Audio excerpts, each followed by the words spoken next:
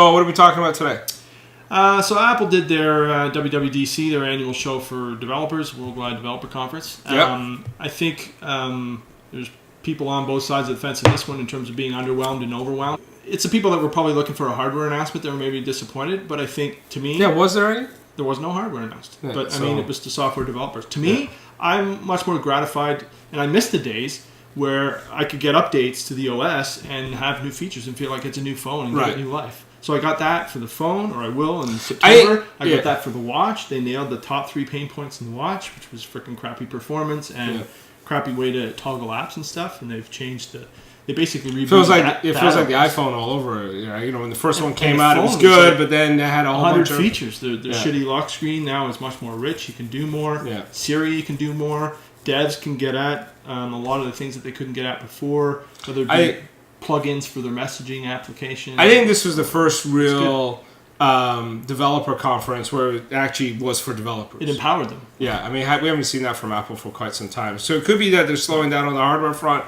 Who knows? But I mean, any way to build out an ecosystem when you're is to build out your platform. To have a platform, you need APIs, and I think this was them responding to that and making APIs and getting developers excited. Trying to differentiate. They milked this a lot too, the whole security privacy thing. Yeah. And tried to differentiate themselves from Google and Facebook to some extent, right? And the way that they're doing deep learning, and it's amazing their intentions to do a lot of this stuff on device and not go to the cloud, and then obfuscate data by making it noisy, and then using that to do facial recognition and to collate your photos into logical units, but without sharing information with their servers and so on. So in the end, nobody cares really about the gobbledygook except the developer audience, but customers are always going to be comparing, well, what are the results of it, right? When I bring up the map and you tell me something interesting, is Google Maps giving me something more interesting? And if I gave up privacy to get that more interesting information, do I care? So I think ultimately it will matter when this gets out in the wild.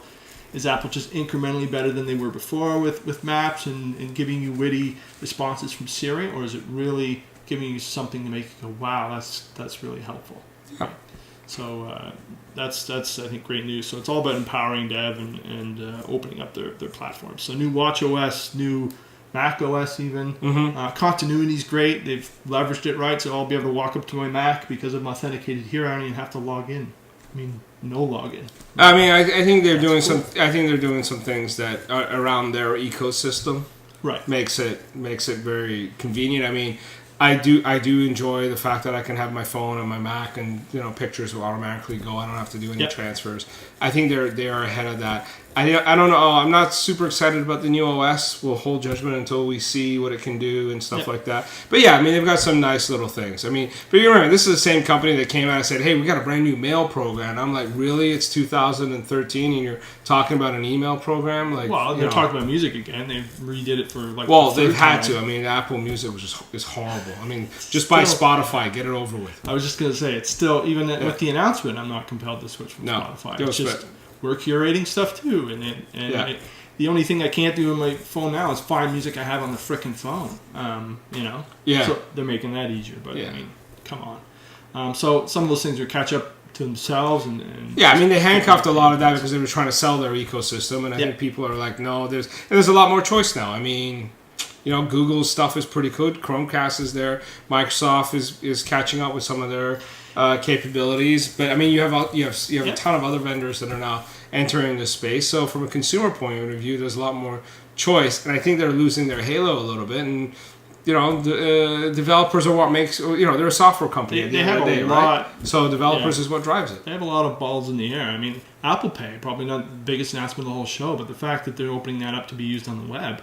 I mean, will it tomorrow replace PayPal or something like that? I mean, could. They have a lot of credit cards, and they have an API that, if like Amazon or some other big player adopted it, it would be a pretty interesting move on their play. So another platform that is just expanding beyond. All depends on what percentage they take a cut at. Yeah, well, exactly. By Square be over with. Better than Visa, I'm sure, right? So they did something with Home too, which everyone kind of expected, right? So if you have the new Apple TV and then you have the new Home app. Finally, they have an app that's sort of an interface to all the HomeKit devices, which is their previously announced platform. So if you're into home automation and that sort of thing, which frankly hasn't taken off for me, I mean, I don't mind hitting the light switch once in a while. Nest, maybe. Climate control, maybe.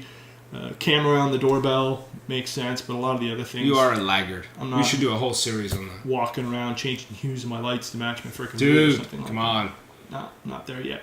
So anyway, but they're in the game now, right? So you can see how they were using the Apple TV as sort of their hub, and now they have the app on top of their HomeKit ecosystem. Now it's really up to the vendors to come up with these devices that wow me. Anything else? Now, Paul.